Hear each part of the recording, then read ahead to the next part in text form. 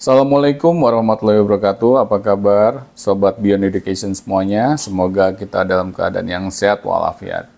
Pada kesempatan kali ini kita akan membahas suatu topik yang sedang viral lagi nih, yang sedang hot-hotnya. Semoga apa yang kita perbincangkan ke depannya bisa kita petik manfaatnya. Oke Feb, apa nih yang mau kita perbincangkan? Akhir-akhir ini tuh Pak, banyak netizen yang lagi ngomongin tentang majunya Anies Baswedan kembali ke Pilgub Jakarta. Banyak netizen, ada yang pro sekali, misalkan kayak orang-orang yang udah dapat hasil dari pekerjaan Anies tahun kemarin kayak ngomong kayak, ya alhamdulillah Bapak Anies kembali jadi gubernur. Tapi ada juga yang kontra kayak, kok nih orang kok kayak jauhnya kayak haus kekuasaan ya. Kemarin kan udah masuk pilpres nih, kok kalah jadi masuk pilgub gitu. Ada yang kayak gitu. Jadi kalau misalkan menurut Bapak nih, menurut pandangan Bapak, boleh nggak sih seorang kalau misalkan udah jadi masuk pilpres nih, terus masuk pilgub lagi? Boleh nggak menurut Bapak? Boleh banget. Tapi itu nggak terkesan kayak orang yang serakah gitu? Yang serakah itu kalau dia mengambil barang yang bukan haknya. Tapi kalau memang dalam aturan di negara kita ini hal itu bukan salah satu kategori yang dilarang, ya kenapa enggak? Nah, di sini ya ini saya sih berharap gitu ya, kita jangan terlalu cepat suuzon gitu dalam melihat suatu fenomena gitu. Ya kita harus berkaca juga gitu kepada diri kita masing-masing, bahwa kalau kita dalam posisi misalnya Pak Anies Baswedan, apakah kita tidak mau mengambil kesempatan itu, atau kita istilahnya hanya berdiam diri saja gitu. Nah ini kalau menurut saya sih Pak Anies mau mencalonkan, apalagi itu tidak dilarang ya oleh aturan main pemerintah, ya kenapa enggak? Ya sekarang kan sudah menjadi rahasia umum ya aturan-aturan negara, ini di luar Pak Anies ya. Itu diubah-ubah semua kita gitu. Misalnya untuk syarat mencalonkan diri menjadi presiden atau wakil presiden ada batasan umur, tetapi hal itu diakali. Nah, terus ada lagi nih yang saya dengar nih untuk pilgub saat ini katanya juga mau diakali lagi gitu berkaitan dengan batasan umur. Hal-hal seperti itu yang semestinya tidak diperbolehkan, karena itu kan suatu aturan baku gitu. Nah, tapi kalau aturan seperti itu saja kita terobos, ya masa sih niatnya Pak Anies untuk mencalonkan diri lagi, sedangkan itu tidak dilarang, ya dia tidak melanggar aturan main apapun gitu. Kita masa mau mencegahnya gitu? Sepertinya kan kurang arif gitu. Nah, jadi di sini sih kalau menurut saya boleh-boleh aja sih, asal jangan melanggar aturan main negara kita. Misalkan tidak melanggar tadi ya Pak ya. Menurut Bapak nih, kira-kira Bapak Anies nih cocok gak kembali jadi gubernur Jakarta?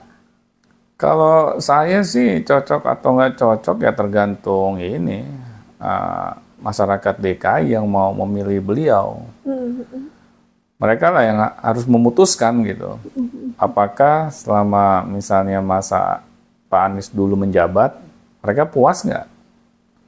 Kalau misalnya mereka puas, ya silakan pilih lagi Pak Anies. Jadi saya menyerahkan ini kepada warga DKI. Ya. Saya nggak bisa mengambil suatu keputusan karena saya bukan warga DKI gitu. Nih, mungkin tadi ada Bapak sedikit ngomong tentang perubahan peraturan yang tadi Bapak ngomongin gitu. Kira-kira nih Pak, Bapak kan ngomong itu peraturan yang baku. Tapi kan ini yang ngubah si sang pembuat peraturan tersebut. Misalkan nih, kayak waktu itu perubahan ya sebut aja kayak presiden sama wakil presiden ya Pak ya, tadi batasan umur tadi gitu. Diubah kan sama sang pembuat peraturan MK. Tapi mungkin MK yang membuat peraturan itu mungkin di zaman dulu gitu, diubahnya di zaman sekarang gitu. Menurut Bapak emang itu tetap nggak boleh juga apa gimana tuh? Ya suatu perubahan sih wajar-wajar aja ya. Tetapi ada yang memintanya nggak? Pertanyaannya itu. Oh. Nah, jadi kalau misalnya suatu undang-undang mau diubah, it's okay. Tetapi jangan ada asas manfaat di situ gitu untuk segolongan orang gitu. Jadi di sini kalau saya sih melihat kita harus berhati-hati gitu dalam mengubah sesuatu gitu, apalagi itu undang-undang yang efeknya itu akan kemana-mana gitu. Kalau kita sampai berani gitu mengubah suatu undang-undang padahal tidak ada yang salah dengan undang-undang tersebut, ya ngapain perlu kita ubah? Malah kita akan nambah masalah baru gitu. Ya makanya kan kejadian kemarin banyak orang yang protes kan. Kok ini dirasa tidak adil gitu, tidak fair. Kenapa harus diubah gitu. Nah akhirnya kan banyak masyarakat Indonesia yang akhirnya berpikiran suuzon gitu. Ini karena ada yang meminta gitu. Hal ini diubah.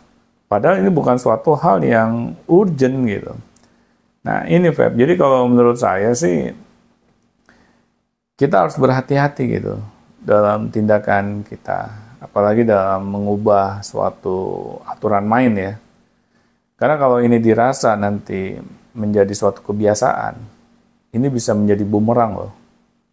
Nanti masyarakat menganggap bahwa ngapain saya harus mematuhi hukum. Hukum ini berat sebelah kok, ya. Hanya tumpul ke atas, tajam ke bawah. Jadi ngapain saya mesti patuhi aturan main di negara ini gitu. Nah di situ akan muncul tuh banyaknya pelanggaran-pelanggaran hukum. Betul. Masalah hukum tadi. Tapi kayak gimana ya Pak ya? Kayak ini alasan yang tahun kemarin ya Pak ya. Masalah pengubahan itu.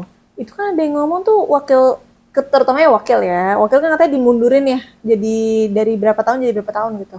Nah itu kan jadi lebih muda. Nah habis itu katanya tuh memang sengaja dipilih yang lebih muda agar anak muda tuh kan punya energi yang lebih banyak kayak daripada orang tua gitu. Maksudnya jadi bisa banyak hal yang difikirkan oleh si anak muda ini gitu Pak. Ya tapi gini aja deh, untuk memimpin suatu negara ya, ini berbeda kategorinya gitu. Kalau kita hanya memimpin suatu komunitas, karena memimpin suatu negara ini pasti akan sangat menguras gitu energi mental kita. Kalau kita tidak memiliki pengalaman hidup, kita tidak memiliki kebijaksanaan, akhirnya kita akan selalu serampangan gitu dalam memutuskan sesuatu.